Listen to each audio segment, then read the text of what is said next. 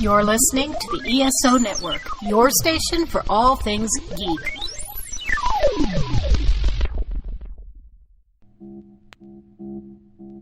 Temporal anomaly detected on Earth 2017. Is it the Doctor? No, it is a human using the number 42. They have the ultimate answer. They are having civil discussions about television, film, comics, books, and video games. Where is the fan rage? This is a threat to the Daleks. We must exterminate them. Humans must be hostile to each other so that the Daleks may rule supreme. Exterminate. Exterminate! The 42 cast. Bad for Daleks, good for humanity.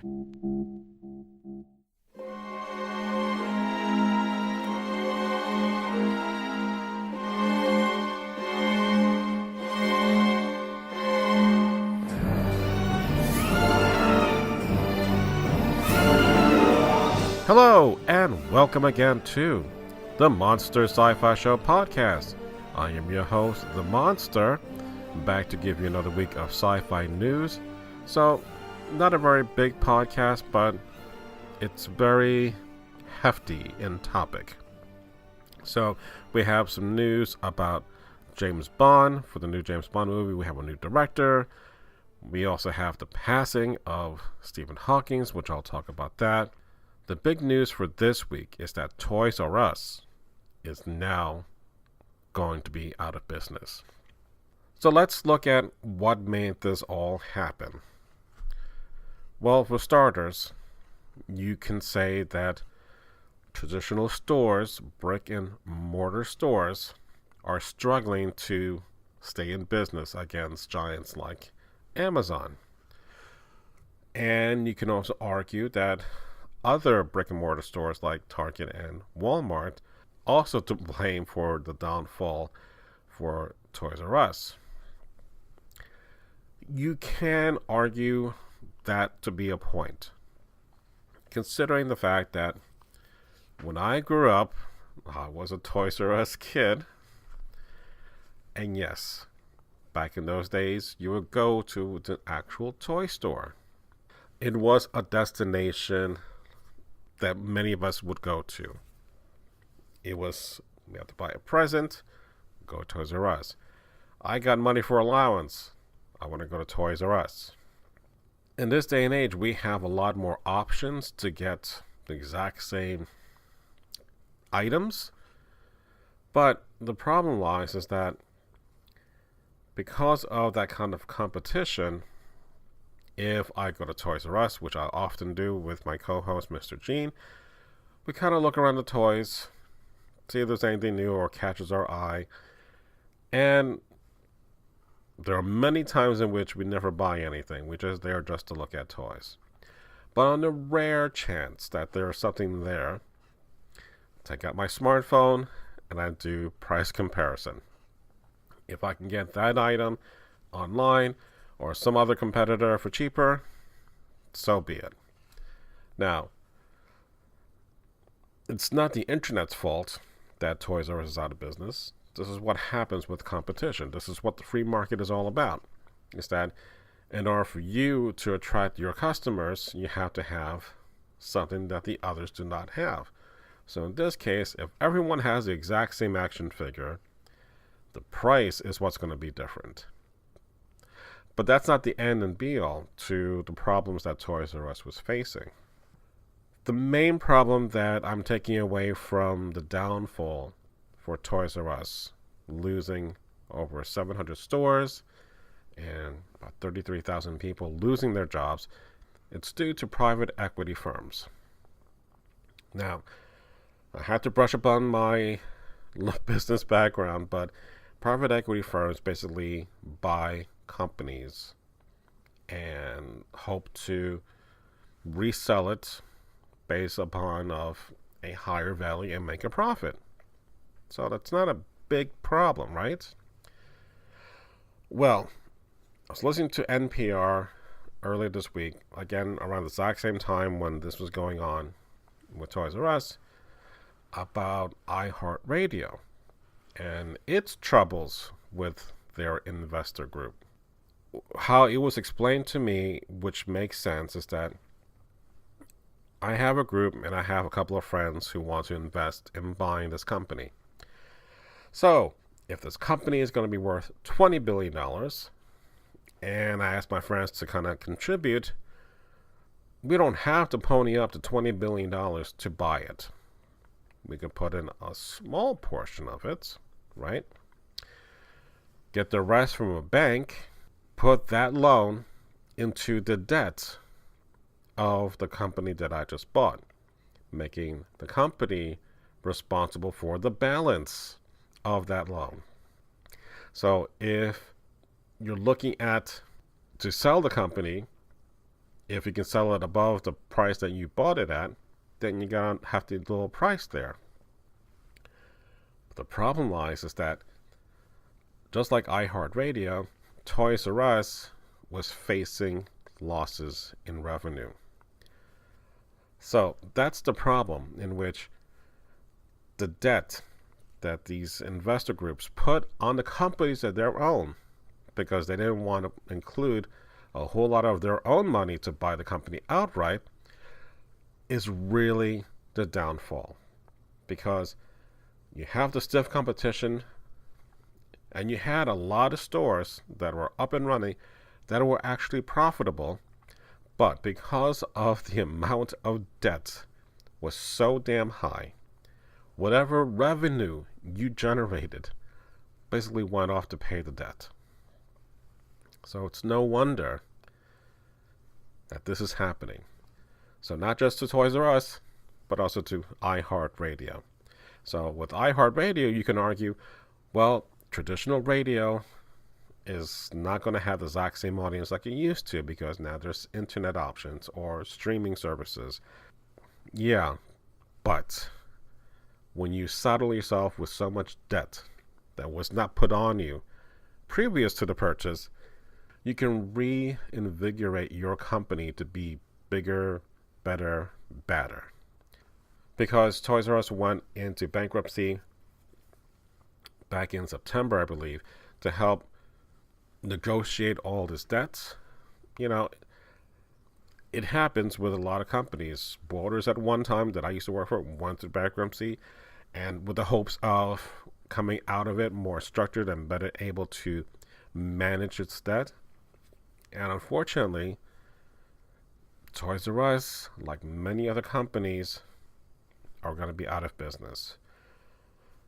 The other part of that, which is really freaking annoying, is that there are, I believe, 17 executives that are going to be getting what is referred to as a golden parachute. They're going to get a divvy up of $14 million to $17 million as a payout for meeting a certain threshold in sales, which happened last December. How is this possible? Well, a judge approved that based on whatever contracts these people had, they're subject to getting that money first, as opposed to helping everyone else who's also losing their jobs. The term golden parachute goes all the way back. In the first instance was back when Howard Hughes had owned TWA Airlines. The creditors for that, for the company, wanted to kind of move Howard Hughes out of the way. So they kind of made an offer to the CEO to kind of make it so that if there was any kind of change going on, that he would be protected either with a job or an incentive package to help mitigate what was going on. Hence the term the golden parachute. So if another company came in and bought TWA, you would not have two CEOs. You will have the one who is buying become the new CEO for both companies. So the old CEO will be out the door, but they would get that golden parachute because it's in their contract. Now it comes to the point recently, since the big crash back in 2008 and 9 and so forth, that these golden parachutes, these high payouts, are basically severance pay. But they really are excessive to the point of disgusting. Sure, you can only limit it to maybe a rate of 2 to 3 times the rate of pay that this executive may have earned, but they're already earning an enormous amount of money to begin with. That's what sucks. But because they have that contract, and because the judge has now approved of that, that is what's happening. It is unfair. Unfortunately, this is what we have. It blows in so many ways, and it stinks to high heaven. And unfortunately, there are things in business that I can appreciate, like having a good free market. But many times, situations like this, where you have loopholes, whether it's a CEO or a high executive contract to give them a golden parachute, or having a private equity firm pile on the debt of their loans to the actual company that they own, as reducing their own risk, which I really don't like that. So it's sad that this is happening, and it's not going to be one of the many things that Mr. G and I would normally do on our days off, visit various Toys R Us stores. Again, not so much to buy, but it was just more of to see what kind of toys there are out there. And unfortunately, my toy collecting days are over. I still want to have more board games, so the only bright spot about this is that there will be liquidation sales going on soon. We'll have another 30 plus days left before the store closes out altogether. So let me know what your thoughts about that, because again, I know about all these different terms and how it seems it's unfair, but unfortunately there are laws that protect companies and people in this situation, and it's not fair, but it is what it is right now. So hopefully, if there's enough outcry from the public, maybe things can change. So in the future, things like this will not happen to other companies. All right, so now we have the next bit of news in which James Bond number 25 is going to be done by director director Danny Boyle. So Danny Boyle, if you are familiar with his work, he won an Oscar for Slumdog Millionaire, and he's done Trainspotting. He had also did a movie called 28 Days Later. So if you know that was a little gem that came out in 2002, which was kind of like, it was an interesting version of a zombie apocalypse. So really have gone to appreciate what he has done. Now, I have done in the past with my wife a podcast basically of all the James Bond songs, and did one for male, female, pop, and ballads, and another one for band. So there will be a link in the podcast for that. But now that we have a new director for the next Bond movie, I do want to make another podcast to talk about the James Bond movies themselves. So eventually, I will be talking about each incarnation or each actor's number of movies they did, review them, and kind of give them a ranking and find out within each actor's which is the best James Bond movie, and then overall, what is the best James Bond movie of all times, leading up to James Bond number 25. So, since Danny Boyle is going to be busy this summer with a new movie, we're not looking until 2019, the earliest, for this to be filmed. So I figured 2020 we'll have a new James Bond movie. However, aside from Daniel Craig, my thing is that, and I've mentioned this before, so if you've not heard this before, good. If you haven't, if you have, I am so sorry. Daniel is a fine performer. I liked him enough in a movie called Layer Cake. When I saw Layer Cake, based upon the news that he was going to become James Bond, I saw that movie. I liked what I saw. I'm like, okay, I'm in. So that whole Casino Royale, the first movie, I gave the opening scene a lot of likes because it was kind of an updated James Bond doing parkour, basically. Really fun stuff. After that, basically, it kind of dwindles down a bit and really comes to like a real screeching halt with this long ass card game. Now, this is supposed to be Bond before Bond. Okay, I get that. But even then, I was just really bored out of my mind. And then we have the sequel to that, which is the only real sequel, called Quantum of Solace. It didn't get any better, except that Daniel Craig got his nuts. They sat him in a seat naked, without a bottom to the seat. And they had some kind of slingshot that they would whack underneath the chair. And I'm like, oh my God. Oh, I really felt bad. Like, I didn't like him, but I'm like, no man should ever go through that. Ever. So, aside from that one scene, I can forget Quantum of Solace.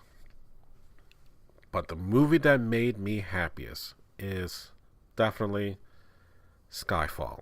Skyfall is amazingly good. Not just like good for Daniel Craig, but I think it's high in my list. Again, I'll do that podcast later on and talk about what's the best James Bond. But it's high in my list as being a very good James Bond movie. Once we put those two crappy movies aside, Daniel Craig became James Bond in my eyes. He had humor, he had action, he had heart.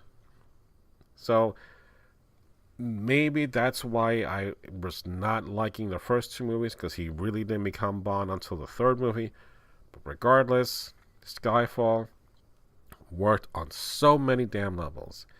And unfortunately, Spectre kind of went downhill. The opening sequence, fantastic. And for Christopher Waltz being the heavy or the main villain, Blofeld, I didn't think he was a great Blofeld. And having his behind the scenes trickery being the orchestra of all of James Bond's pain just kind of felt really flat for me. So it did amazingly well in the box office, but that's only because of the success of Skyfall. So I'm not saying that it's a great movie. I'm just thinking that people just went in thinking, I love Skyfall, this should be good. And I'm sad to say it wasn't in the least bit. But in any case, we'll talk about in the future where the franchise should go to in order to stay current and possibly reinvigorate the franchise as a whole. Alright, so lastly, let's talk about the passing of Stephen Hawking. Now, I'm not going to sit here and tell you I've read everything this man has done. I've barely read A Brief History of Time. However, because he was on Star Trek The Next Generation, I appreciate what he has done for science. So he's also done cameos on The Simpsons and, of course, Big Bang Theory. In his own right, he became amazingly popular because of who he was and what he wrote and what he thought.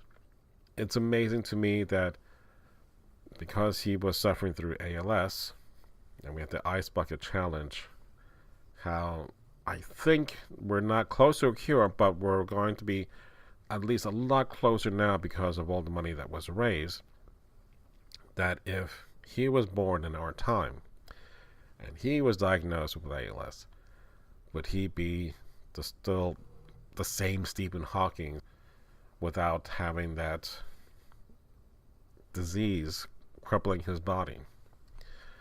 Well, if there was ever going to be a bright spot about all of this, is that because his body basically was shutting down, it allowed him to think. His brain was still functioning. That's all he can do. So to have that kind of focus that allowed him to explore the universe in a very unique way. So he is no longer suffering. He is among the stars. But when you have someone that is as smart as he is, you can only help to aspire to that level. So it doesn't have to be on the level of you're a rocket scientist or an astronomer, but whatever it is that you're doing, you can always do it better. You can be that master of whatever that is you're doing. So you become that expert. More to the point, as I've done in the past, every time there is a death of a famous person or someone that I admired, I'm always worried about my own mortality. So the only thing I can say about the situation is that we're on this earth for a very short time.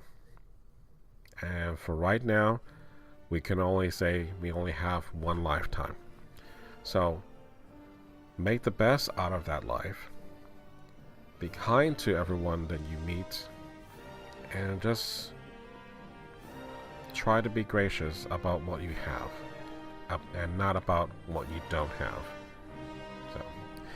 Alright, so that's going to be the end of my podcast. You can always email me at monsterscifishow@gmail.com or follow me on the various social networks.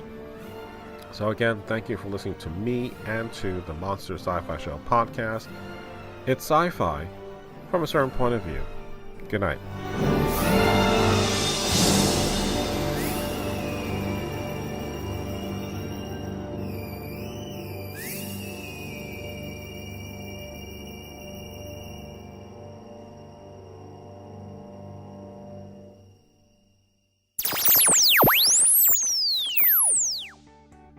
This has been a broadcast of the ESO Network.